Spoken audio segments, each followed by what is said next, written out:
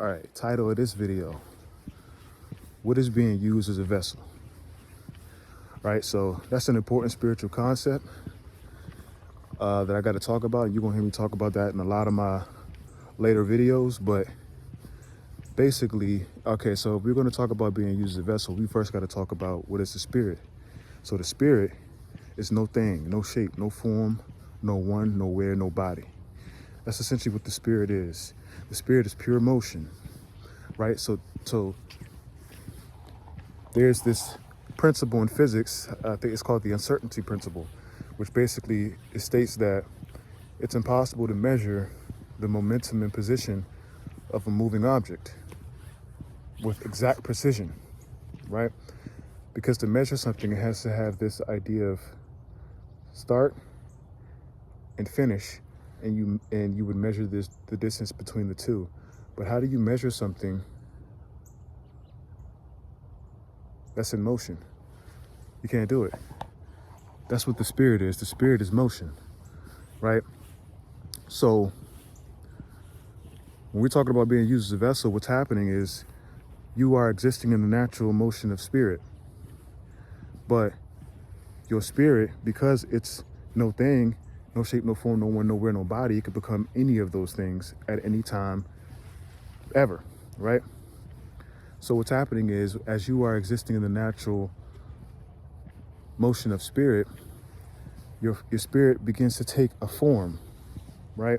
And the form that your spirit is taking, that is the thing that's using you as a vessel at that moment, right? So this could take, it could be a thought that comes up in your mind. It could be a person, right, that you like physically see, like what do you think that is when you just be chilling out in public or something like that, and then you look over at somebody, and as soon as you look over, they look over, right? That person just used you as a vessel, right? Because before you even knew what was going on, you wasn't even on that time. You wasn't even worried about them, right? But that's just an example, right? So being used as a vessel is basically when your spirit takes on a form, right? As opposed to just existing in this natural formless state, right? Now, the reason this is a deep spiritual concept that you have to understand is because you've probably heard it said before that all is one, and that or that we are all one. And that is true. We all think each other's thoughts, we all feel each other's feelings, right? And it's important to know thyself because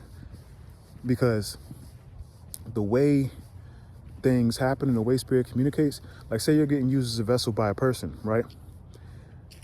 When this person is using you as a vessel, it's not actually you. That's like, you may be thinking about this person, but you may think that that's you, and it's not, right? It's just being filtered through your consciousness. So the person that's using you as a vessel, on their end, it's playing out differently. But when it gets filtered through your consciousness, it's going to actually feel like it's you, but it's not. You see what I'm saying? So say you have, say out of nowhere, you may have, deep feelings of hate or malevolence or contempt for a person, right? Out of nowhere, right?